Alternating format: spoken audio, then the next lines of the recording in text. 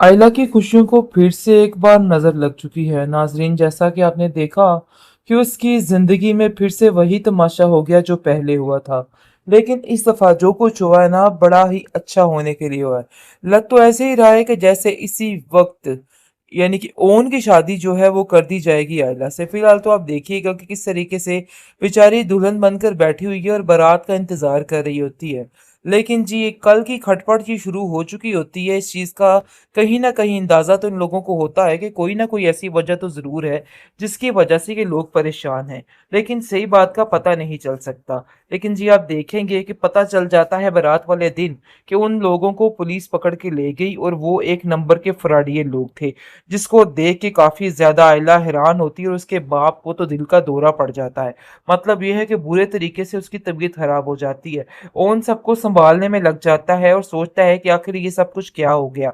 आयला के नसीब ऐसे कैसे हो सकते हैं। पहले भी एक दफा उसने धोखा खाया और अब फिर से एक दफा वो धोखे का शिकार हो गई। लेकिन इस दफा वो उसको अकेला नहीं छोड़ेगा, बल्कि उससे शादी कर ही लेगा। लेकिन जी आप देखेंगे कि बहुत ज्यादा परेशान हो जाती है उसकी माँ और कहती है कि आखिर मेरी बच्ची के साथ क्या हो गया है। आखिर उसने क्या बिगाड़ा था किसी का जो उसके नसीब बार बार फूट रहे हैं।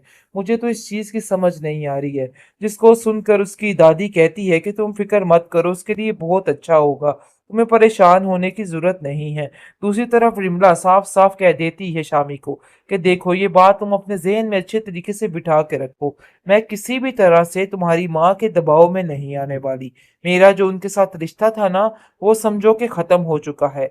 अब मेरा मजीद इनके साथ कोई रिश्ता नहीं रहा।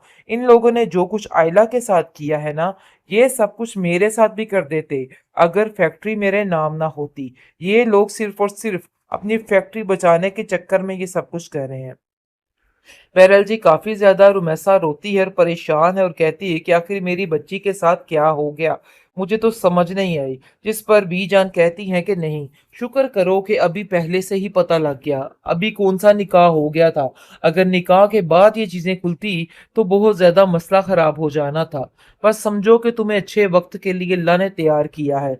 अब बस देर ना करो और जैसा जैसा मैं कहती हूँ ना, वैसा ही कर दो। मतलब ये है कि आयला की जिंदगी अब सफरने वाली है। सारी जिंदगी उसने परेशानी में देखी है, लेकिन अब उसको सुकून आ जाएगा और सारा मामला ठीक हो जाएगा।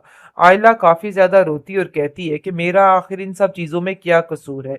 क्योंकि उसको उसकी बहन बताती है कि देखो, तुम्हारी बारात अब नहीं आएगी, क्योंकि उन लोगों ने सारा काम खत्म और तमाम करके रख दिया है।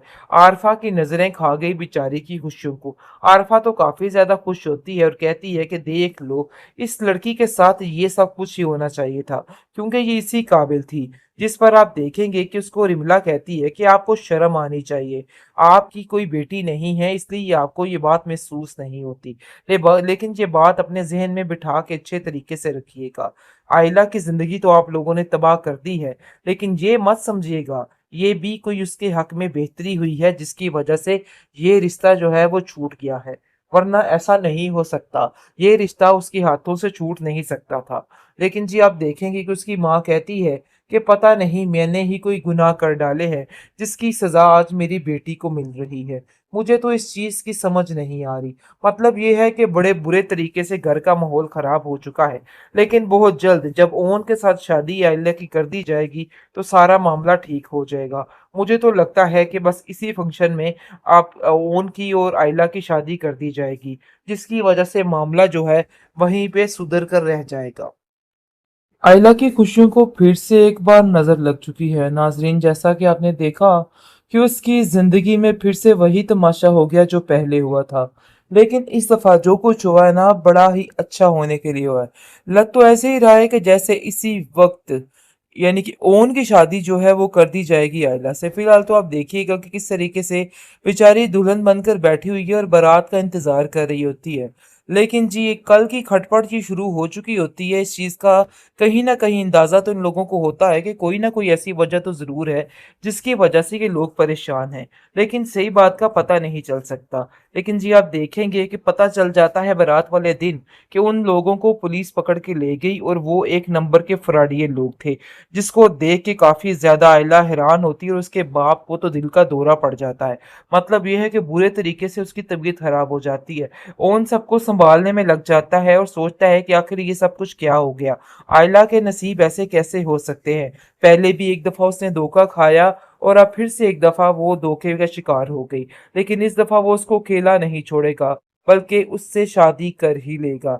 लेकिन जी आप देखेंगे कि बहुत ज़्यादा परेशान हो जाती है उसकी माँ और कहती है कि आखिर मेरी बच्ची के साथ क्या हो गया है? आखिर उसने क्या बिगाड़ा था किसी का जो उसके नसीब बार-बार फूट रहे हैं?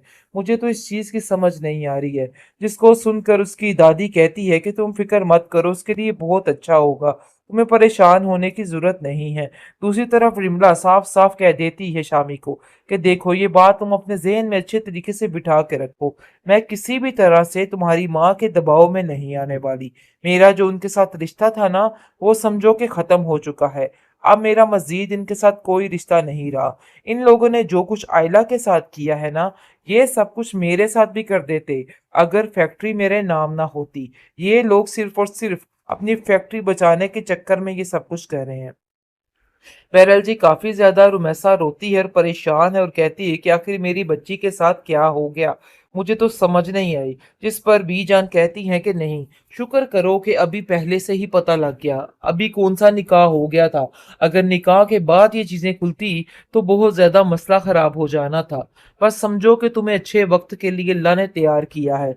अब बस देर ना करो और जैसा-जैसा मैं कहती हूँ ना, वैसा ही कर दो। मतलब ये है कि आइला की ज़िंदगी अब सफ़रने वाली है। सारी ज़िंदगी उसने परेशानी में देखी है, लेकिन अब उसको सुकून आ जाएगा और सारा मामला ठीक हो जाएगा।